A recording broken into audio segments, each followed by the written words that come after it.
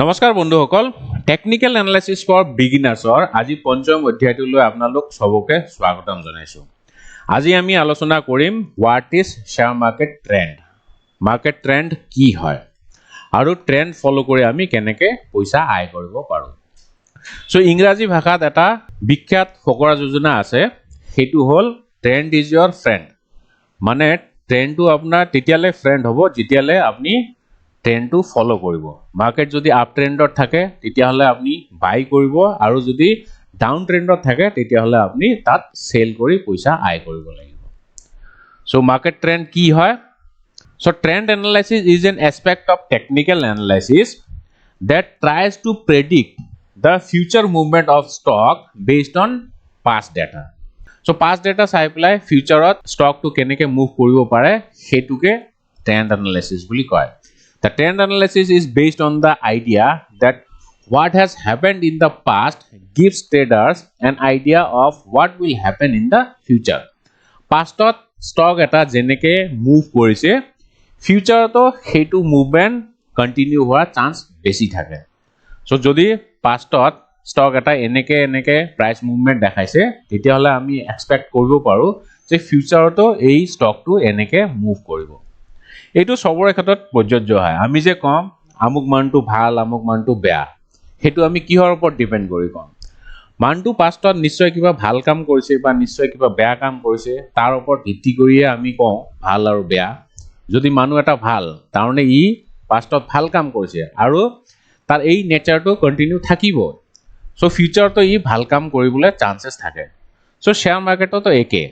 যদি কোনোবা এটা ষ্টক এটা পাৰ্টিকুলাৰ ফ্যাশনত মুভ কৰি আছিল প্ৰাইসটো তেতিয়াহলে ফিউচাৰতো সেই প্ৰাইস মুভমেন্টৰ ফ্যাশন যোনটো আছে হেতু কন্টিনিউ থাকাৰ চান্স বেছি থাকে। ঠিক আছে, সো হেতুকে ট্ৰেন্ড এনালাইসিস বুলি কয়।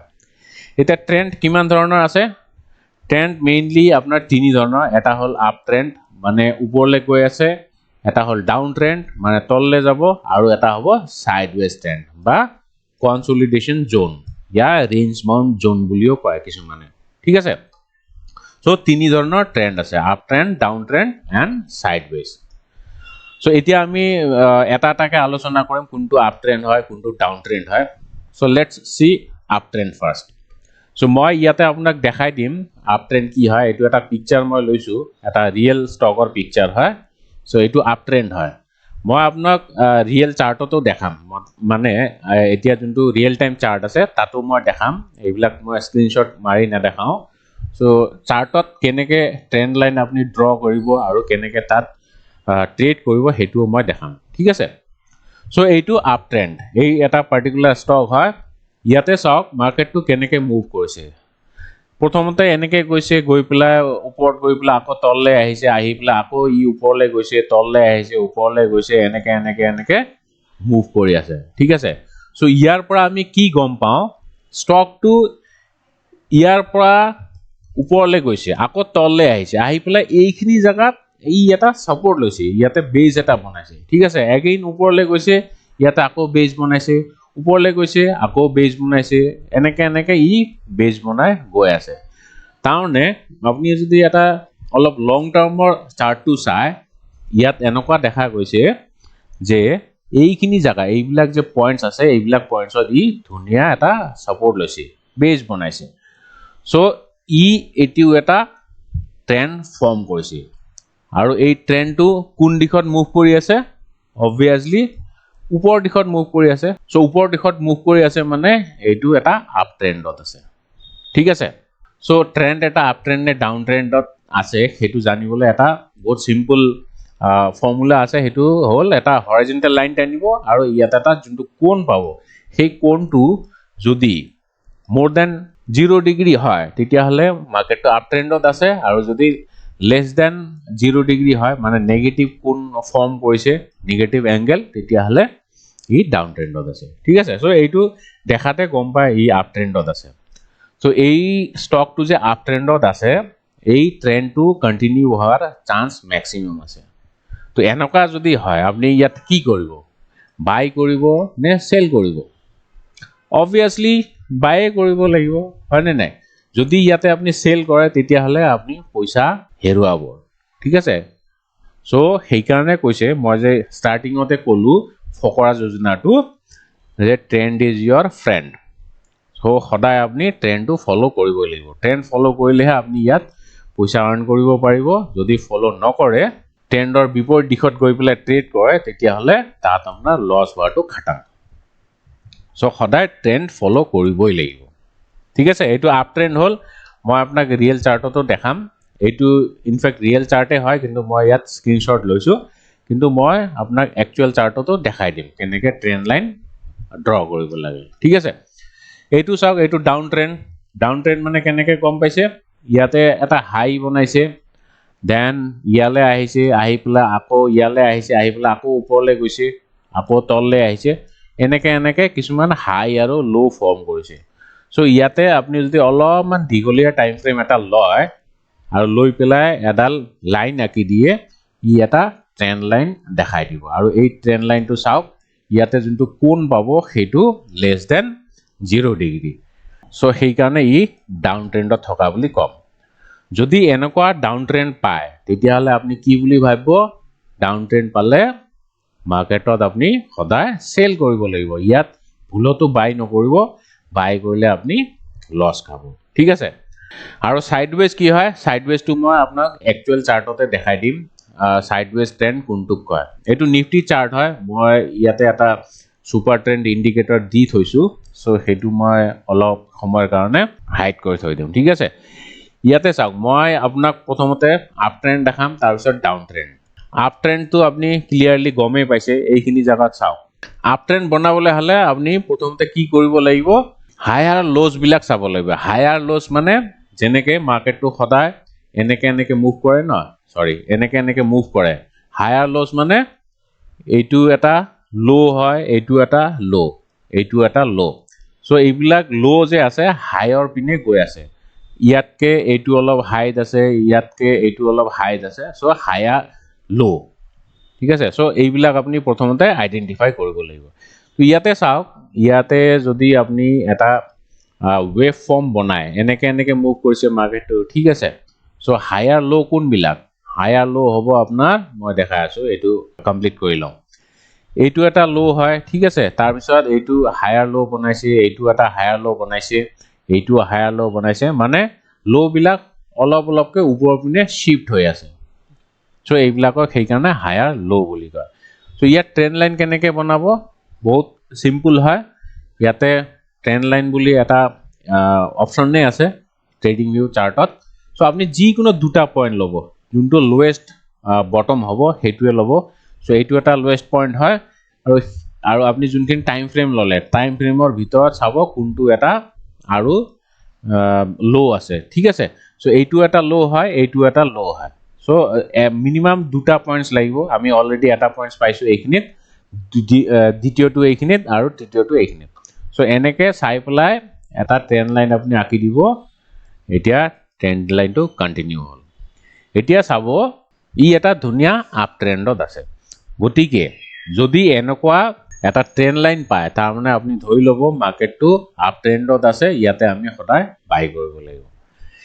আৰু ইয়াতে ইন্টাৰেস্টিং পইণ্ট এটা আছে এইখিনি পইণ্টত চাওক মাৰ্কেটটো ব্ৰেকডাউন দিছে মানে আপ ট্ৰেন্ডত তো গৈ আছিল ইমান দিন আপ ট্ৰেন্ডতে গৈ আছিল কিন্তু সাডেনলি এইখিনি মানত গৈ পেলাই ট্ৰেন্ড লাইনটো ব্ৰেক হৈ গল সো ট্ৰেন্ড লাইন মানে কি দিস ইজ নাথিং বাট আ সাপোৰ্ট সো সাপোৰ্টটো ব্ৰেক হৈ গল তাৰ মানে তেতিয়াৰ পৰা মাৰ্কেটটো এতিয়া ডাউন ট্ৰেন্ডত অহা আৰম্ভ হ'ব ঠিক আছে সো যেতিয়ালৈকে আপ ট্ৰেন্ডত থাকিব আপুনি বাই কৰিব যেতিয়াই ট্ৰেন্ডটো ব্ৰেক কৰিব আপুনি তাৰ পৰা এক্সিট কৰিব লাগিব ঠিক আছে সো ৰিফাইন কৰি মই যদি ফকৰা যোজনাটো কওঁ এতিয়া trend is your friend until it bends যেতিয়ালৈকে বেকা নহয় তেতিয়ালৈকে আপোনাৰ ফ্ৰেন্ড হৈয়ে থাকিব সো ইয়াৰ পৰা আৰম্ভ কৰি ইয়ালৈকে ই বেকা হোৱা নাই গতিকে আপুনি যেতিয়া বাই কৰিব তেতিয়া ইয়াত আপুনি প্ৰফিটে আয় কৰিব সো সেই কাৰণে আপ ট্ৰেন্ডত আপুনি বাই কৰিব এতিয়া ডাউন ট্ৰেন্ড কোনটো হ'ব ডাউন ট্ৰেন্ড ইয়াতে চাও এইখিনিতে মই আৰু এটা ডাউন ট্ৰেন্ড আঁকি পেলাই আপোনাক দেখাই দিম এক সেকেন্ড ওকে ডাউন ট্ৰেন্ডৰ বেলিকা কি কৰিব আপুনি লোৱাৰ হাই চাব লাগিব আপ ট্ৰেন্ডৰ বেলিকা আপুনি কি চাইছে হায়াৰ লোস সো হাই আৰু লো তো গম পাইছে এইটো এটা হাই হয় এইটো এটা লো এইটো এটা হাই এইটো এটা লো হয় ইয়াতো এইটো হাই এইটো লো এতিয়া ইয়াতে চাব যোনবিলাক হাই আছে হাই বিলাক তলৰ পিনে শিফট হৈ আছে ঠিক আছে সো সেইবিলাকক কয় লোৱাৰ হাইজ সো লোৱাৰ হাইজত আপনি ট্ৰেন্ড লাইন কেনেকে বনাবো এটা পয়েন্টস প্ৰথমতে লব আৰু যিকোনো আৰু এটা আপনি লোৱাৰ হাই চাব ঠিক আছে সো ইয়াতে চাওক তিনটা একদম ধুনিয়া একেটা লাইনতে পৰিছে সো এইটো এটা ধুনিয়া ডাউন ট্ৰেন্ড হয় আপ ট্ৰেন্ডৰ বেলিকা আপনি সদায় হায়াৰ লো চাব আৰু